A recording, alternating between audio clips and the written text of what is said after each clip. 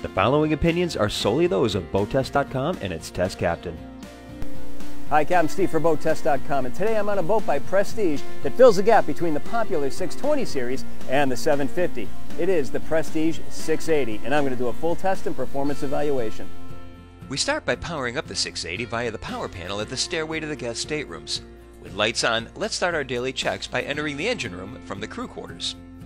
The crew quarters are accessed from the swim platform, and the entrance measures 26 by 43 inches. A recessed area around the door serves as an excellent grab point for entering. Immediately to port is a private cabin with twin berths. A transom window can be shaded off. Across is a wet head, and just forward is a combination washer-dryer with a place for detergents just above. The engine room door is just ahead. This is quite a roomy compartment with plenty of standing headroom, with the overhead at 6 feet 9 inches. A ladder runs to a hatch in the cockpit deck. The 680 is powered by a pair of Volvo Penta IPS 1200s, putting out 900 horsepower each and turning IPS Series 3 pods.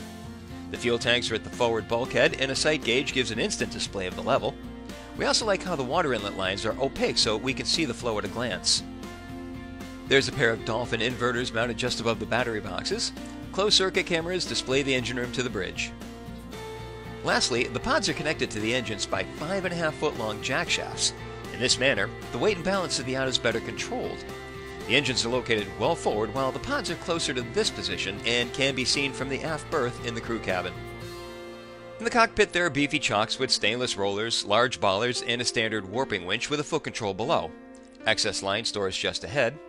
All this is repeated to starboard with the exception of the winch, which on this side is optional. The shore cord is on an automatic reel and extends from the riser of the second step to the cockpit. We could think of other locations that would keep it out of the trip zone. We get to the bow from either the side door in the salon or one of the two side decks. We measured 15 inches between the rails and cabin side. Rail height comes up 29 inches. Rails over the windows make an easy transition, and the extended overhead provides a bit of protection from the elements. As we step forward, the rail height increases to 37 inches, and after stepping up, it's still at 27 inches. Fully forward, we have the large bollards with same beefy chocks that we saw in the cockpit. A vertically mounted windlass has an all-chain road leading out to a stainless steel roller with a stainless plow anchor at the end.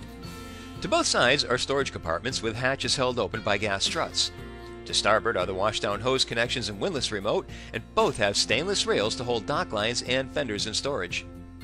Moving to the flybridge, the helm is mounted to port, and Prestige went with an all-white helm with two displays in the upper panel. Between are the autopilot control and the Volvo Penta EVC display. To the left are the bow thruster and the IPS joystick. The steering wheel is vinyl wrapped with the engine controls to the right.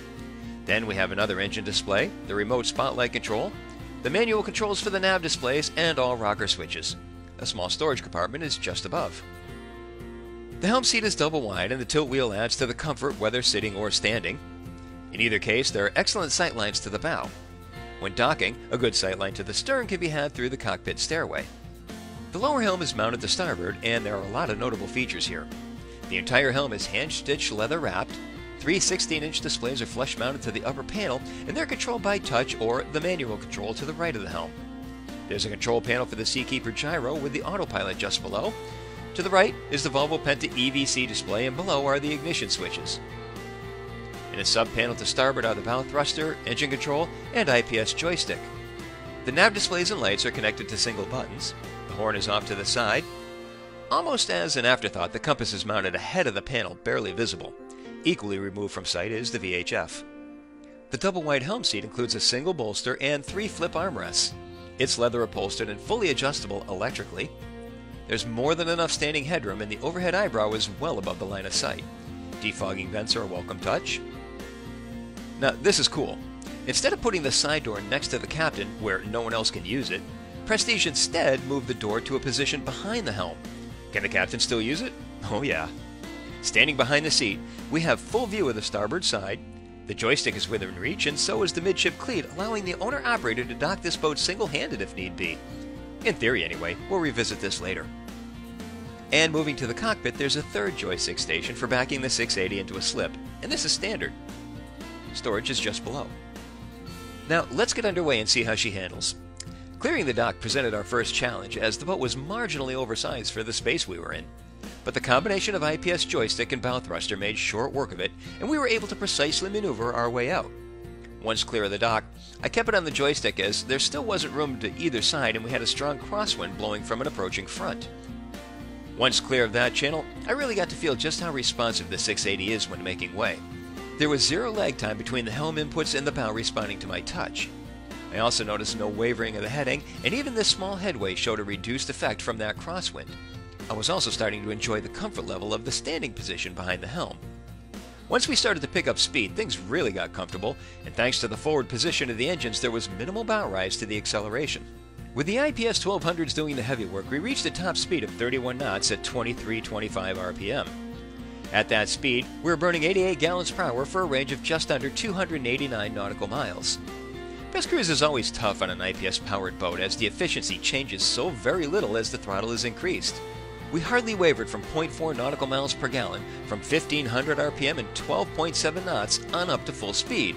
So, as we're fond of saying, don't worry about the fuel, set the speed for the comfort level of the prevailing conditions. There's a distinct safety factor with her high freeboard. We measured 8 feet at both the bow and stern. And underway, she feels solid as a rock. There are no fast maneuvers in this or any IPS-powered boat as the throw of the pods is reduced at speed. But that's a positive note as no one wants to be in a yacht that cranks and banks around as its occupants hold on for dear life. This ride is all about comfort and the 680 delivers it. I couldn't get her to pound even when crossing our self-generated wakes at full speed, and all spray was thrown well to the sides and down low for a dry ride for whomever may be on the bow. Now this is important. We really didn't have heavy seas as we were testing in the lee of the shore, but this boat is equipped with a Seakeeper gyro and we still wanted to see how it handled this large boat. Here it is with the Seakeeper off. We're rolling a bit in the beam with the heel angle between 5 degrees one way and -4 the other. Not a lot, but measurable. With the gyro turned on, things got noticeably calmer. We could see it and feel it.